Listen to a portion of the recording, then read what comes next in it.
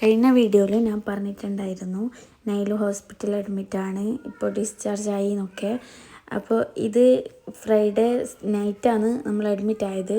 ഇത് സാറ്റർഡേ മോർണിംഗിൽ എടുത്ത വീഡിയോ ആണ്. തേഴ്സ്ഡേ ഒരു മഗ്‌രിബിൻ്റെ ടൈമാണ് ഇവർക്ക് ചെറുതായിട്ട് ചുമയെല്ലാം സ്റ്റാർട്ട് ചെയ്തത്. അപ്പോൾ അടുത്തുള്ള ക്ലിനിക്കിൽ പോയിട്ട് നമ്മൾ ആവി ഓടിക്കുകയും കാണിക്കുകയൊക്കെ ചെയ്തിട്ടുണ്ടായിരുന്നു. പിന്നെ രാവിലെ ആകുമ്പോഴത്തേക്ക് ഓൾക്ക് അധികമാകുന്നില്ലാണ്ട് ഒരു മാറ്റവും ഇല്ല. പിന്നെയും ഞാൻ ആ ക്ലിനിക്കിൽ തന്നെ പോയി. അപ്പോൾ അവിടുത്തെ ഡോക്ടർ പറഞ്ഞു, നിങ്ങൾ പീഡിയാട്രീഷ്യൻ എന്തായാലും മാറ്റി കാണിച്ചോ, അതാ നല്ലത്. മിക്കവാറും അഡ്മിറ്റ് പറയും ഇഞ്ചക്ഷൻ വെക്കേണ്ടി വരുമോ എന്ന് പറഞ്ഞ്. കഫക്കെട്ടായിട്ട് ഒക്കെ ഒരു ശ്വാസം കഴിക്കാൻ ബുദ്ധിമുട്ട് പോലെ ഉണ്ടായിട്ട് അങ്ങനെ നേരെ ഹോസ്പിറ്റലിൽ പോയി. കണ്ണൂർ ധനലക്ഷ്മി ഹോസ്പിറ്റലിലാണ് പോയത്. അപ്പോൾ ഡോക്ടർ അവിടെ നിന്നും പരിശോധിച്ചപ്പോൾ അഡ്മിറ്റ് വേണമെന്ന് പറഞ്ഞ്. അങ്ങനെ നമ്മൾ പ്രിപ്പയർ അല്ലായിരുന്നു. നേരെ അങ്ങനെ പെട്ടെന്ന് പോയതായതുകൊണ്ട് തിരിച്ച് വീട്ടിൽ വന്നിട്ട് അങ്ങനെ ഈവനിങ്ങിൽ പോയിട്ട് അഡ്മിറ്റ് ആവുക ചെയ്തത്. അപ്പോൾ ഈ പീഡിയാട്രിക് വിഭാഗത്തിലെങ്ങനെ പഠിക്കുന്ന നഴ്സിങ്ങിൻ്റെ സ്റ്റുഡൻസ് എങ്ങാനാണ് ഇവർ. അപ്പോൾ നമ്മൾ റൂമിൽ കുറേ ടൈം ഉണ്ടായിരുന്നു. ഇവളെ ഓരോ കാര്യങ്ങളൊക്കെ ചോദിച്ചിട്ട് ഇങ്ങനെ അവർക്ക് എക്സാം എങ്ങാനാണ്. അപ്പോൾ ഓരോ കാര്യങ്ങൾ നമ്മളോട് ചോദിക്കുന്നുണ്ടായിരുന്നു, മക്കളെ കാര്യങ്ങളെല്ലാം നമ്മളെക്കുറിച്ച് ഇങ്ങനെ കൂടുതൽ വിവരം അറിയാൻ വേണ്ടിയിട്ട്. അങ്ങനെ എന്തോ അവർ എക്സാമിൻ്റെ ഭാഗമായിട്ട്. അപ്പോൾ അവരെ മേഡമാണ് ആ ബാക്കിലുള്ളത്. അവർ വന്നിട്ട് പിന്നെ അവരോട് ക്വസ്റ്റ്യൻ ചോദിക്കുമോ ഈ സ്റ്റുഡൻസിനോട്. അപ്പോൾ ഇതിൻ്റെ ആൻസർ ചെയ്യണോ, നമ്മളോട് ചോദിച്ചതാണ് അവരെ എക്സാമിൻ്റെ ആ ഒരിത്. അങ്ങനെയൊക്കെയാണ് അവർ പറഞ്ഞത്, എനിക്ക് കറക്റ്റ് അറിയില്ല. അപ്പോൾ അതിൻ്റെ ഭാഗമായിട്ട് നെയിലൊക്കെ ചെറിയ ആക്ടിവിറ്റീസ് എല്ലാം കൊടുത്തിട്ടുണ്ടായിരുന്നു. അപ്പോൾ ഓൾറെഡി വീക്കാണ്. പിന്നെ ബോറടിച്ചിരിക്കില്ലേനു, ഒരു റൂമിൽ ഇങ്ങനെ ഒറ്റയ്ക്ക് ഉണ്ടാകുമ്പോൾ എന്തോ പോലെയല്ലേ. അപ്പോൾ ഓൾക്ക് നല്ല എൻജോയ്മെൻ്റ് ആയിരുന്നു, ഓൾക്ക് നല്ല ഇഷ്ടപ്പെട്ടിരുന്നു. അപ്പോൾ ആ ടൈമിൽ ഞാൻ ആ നേഴ്സിനോട് ചോദിച്ചു, ഒന്ന് വീഡിയോ എടുക്കട്ടെ, പിന്നെ ഇങ്ങനെയെല്ലാം കണ്ടിട്ട് നൂറൊക്കെ കാണിച്ചു കൊടുക്കാൻ ചോദിച്ചിട്ട്. നൂറ് വീട്ടിലാണ് ഉണ്ടായത്. അങ്ങനെ അവർ കുഴപ്പമില്ല എന്ന് പറഞ്ഞതുകൊണ്ട് മാത്രം അങ്ങനെ വീഡിയോ എടുത്തതാണ് ഞാൻ. പിന്നെ ഫസ്റ്റ് അവർ ഓളെ ഹൈറ്റ് നോക്കി, പിന്നെ വെയിറ്റ് നോക്കി, പിന്നെ ഒരു കയറിങ്ങനെ കെട്ടയക്കാൻ പറഞ്ഞു. പിന്നെ ഇങ്ങനെ പിക്ചർ പസിൽ, അങ്ങനെ കുറേ ഗെയിം ഉണ്ടായിരുന്നു. ഓൾക്ക് നല്ല രസമായിരുന്നു. അപ്പോൾ ഓളൊന്ന് ആക്റ്റീവായിട്ട് കണ്ടാൽ നമുക്കും കുറച്ചൊന്ന് സമാധാനമായി. പിന്നെ ഓളിങ്ങനെ ഹെൽപ്പ് ചെയ്യുന്നുണ്ടായിരുന്നു അവർ. പിന്നെ ഓൾറെഡി ഒക്കെ ചെയ്യാൻ നല്ല ഇൻട്രസ്റ്റാണ് ഇങ്ങനെയുള്ള ചെറിയ ചെറിയ ആക്ടിവിറ്റീസ് എല്ലാം. ഇങ്ങനെ ഗെയിം കാര്യങ്ങളെല്ലാം കളിക്കാനും ഭയങ്കര ഇൻട്രസ്റ്റാണ്. അപ്പോൾ അവൾ ഇങ്ങനെ വീക്കായതുകൊണ്ട് ഒക്കെ റൂമിൽ ഇങ്ങനെ ഒറ്റക്കായതുകൊണ്ട് എന്തോ പോലെ ഉണ്ടായിരുന്നു. അപ്പോൾ കുറച്ചൊന്ന് തല പൊന്തുമ്പം എണീച്ച് നടക്കുമ്പോൾ പുറത്ത് പോവാന്ന് പറഞ്ഞിട്ട് ഇങ്ങനെ ചൊറയേനോൾ. അങ്ങനെ അന്നത്തെ ദിവസം വലിയ കുഴപ്പമുണ്ടായിട്ടില്ല. കാരണം ഇങ്ങനെ കുറേ ടൈം ഇതിനു വേണ്ടി സ്പെൻഡ് ചെയ്യേണ്ടി വന്നിട്ടുണ്ടായിരുന്നു. പിന്നെ ഇവർ ഒരു ബുക്കെല്ലാം കൊടുത്ത് മാത്സ്, ഇങ്ങനെ ഡ്രോ, കളറിങ്, അങ്ങനെ കുറേ കാര്യങ്ങളെല്ലാം ആയിട്ട്. അപ്പോൾ നല്ല ഹാപ്പിയായി, ഇങ്ങനെ എൻജോയ് ചെയ്ത് ഓരോ കാര്യങ്ങളെല്ലാം ചെയ്ത്. അന്നത്തെ ദിവസം നമുക്ക് ആ ഒരു ഫസ്റ്റ് ഡേ ആയിരുന്നു, ടൈം പോയതേ അറിയില്ല. ഇങ്ങനെയെല്ലാം കണ്ടുകൊണ്ട് ഞാൻ വിചാരിച്ചൊന്ന് വീഡിയോ എടുക്കുക, പിന്നെ നൂറൊക്കെല്ലാം കാണിച്ചു കൊടുക്കുക, അങ്ങനെയെല്ലാം വിചാരിച്ചിട്ട്. അന്നത്തെ ദിവസം സാറ്റർഡേ മോർണിംഗിലല്ലേ ഇതെടുത്തത്. അപ്പോൾ അന്ന് ഇവർക്ക് എക്സാം ചെയ്യുന്നു. ഇവർ സഹോദയ ടാലൻറ്റ് സെർച്ച് എക്സാമിനുണ്ടായിരുന്നു. അപ്പോൾ നെയിലുവിൻ്റെ എക്സാം പോയി, ഹോസ്പിറ്റലായതുകൊണ്ട് എക്സാം എഴുതാൻ പറ്റിയിട്ടില്ല. 100 എക്സാമിന് ഇവിടുന്ന് വീട്ടിൽ നിന്ന് പോവത്. പിന്നെ എൻ്റെ സിസ്റ്റർ മോളെല്ലാം ഉണ്ടായിരുന്നു, അപ്പോൾ ഒന്നിച്ച് അങ്ങനെ പോയി. അപ്പോൾ നെയിലുവിന് എക്സാമിന് പോകാൻ പറ്റായിട്ട് നല്ല വിഷമേനോളിങ്ങനെ പറഞ്ഞുകൊണ്ടിരിക്കുന്നുണ്ടായിരുന്നു, അനക്കും പോണേനു, മുന്തിനെ ഇവിടെ കാണിക്കാൻ വന്നത്, അതുകൊണ്ടല്ലേ എന്നെ അഡ്മിറ്റ് ആക്കിയെന്നെല്ലാം പറഞ്ഞിട്ട്. അപ്പോൾ അങ്ങനെ പറഞ്ഞിരിക്കുന്ന ടൈമിലാണ് ഇങ്ങനൊരു സംഭവം കിട്ടിയത്. അപ്പോൾ ഞാൻ അവളോട് പറയുന്നുണ്ടായിരുന്നു, നിനക്ക് എക്സാമിന് പോകാൻ പറ്റാത്തതുകൊണ്ട് ഹോസ്പിറ്റലിൽ നിന്ന് ചെറിയൊരു എക്സാമാണെന്ന് അറിയത്. അങ്ങനെ ഓൾ നല്ല ഹാപ്പി ആയിരുന്നു. ഓക്കെ, ഇങ്ങനത്തെ ഓരോ കാര്യങ്ങൾ കിട്ടിയോണ്ട് ഓള് ഓക്കെയാണ്.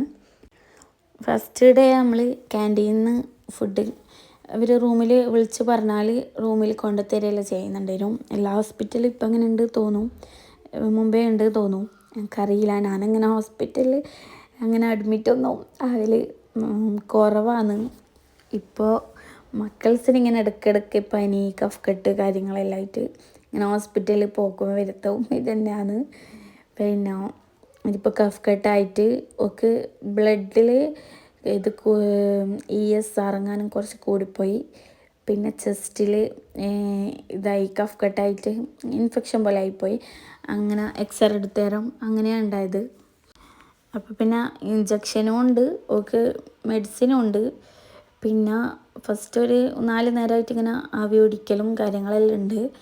അപ്പോൾ ഒരു 2-3 ദിവസമെല്ലാം പിന്നെ ഈ മെഡിസിൻ്റെ അളവ് കുറച്ച് അങ്ങനെ ഇപ്പോൾ അൽഹംദുലില്ലാഹ് സുഖമായിരിക്കുന്നു. ഓൾ പിന്നെ സ്കൂളൊന്നും പോയിനില്ല. ഇനി മൺഡേ മുതൽ സ്കൂൾ അയക്കാമെന്നെല്ലാം വിചാരിച്ച് നിൽക്കുന്നുണ്ട് ഇൻഷാ അള്ളാ. അപ്പോൾ ഫസ്റ്റ് രണ്ട് ദിവസം നൂറ് വീട്ടിൽ തന്നെയായിരുന്നു. പിന്നെ ഇവക്കാങ്ക് ഫുള്ള് ചൊറ, നൂറിനെ കാണായിട്ടും നൂറിനെ കൂട്ടി വരായിട്ടല്ലോ ഫുള്ള് ചൊറയായിരുന്നു. പിന്നെ ഒരു ദിവസം ഒരു സിസ്റ്റർ ഇങ്ങനെ ഇഞ്ചക്ഷൻ വെക്കാൻ വേണ്ടി വരുന്ന ടൈമിൽ ഇവൾ വെക്കാൻ വിടുന്നില്ല, വലിച്ച് കളഞ്ഞിട്ട് ബ്ലഡെല്ലാം വന്നിട്ടുണ്ടായിരുന്നു. എനിക്കെന്തെല്ലാം ഭയങ്കര പേടിയാണ് ഈ ഇഞ്ചക്ഷന്, ഈ ബ്ലഡ് ഇതെല്ലാം കാണുമ്പോൾ.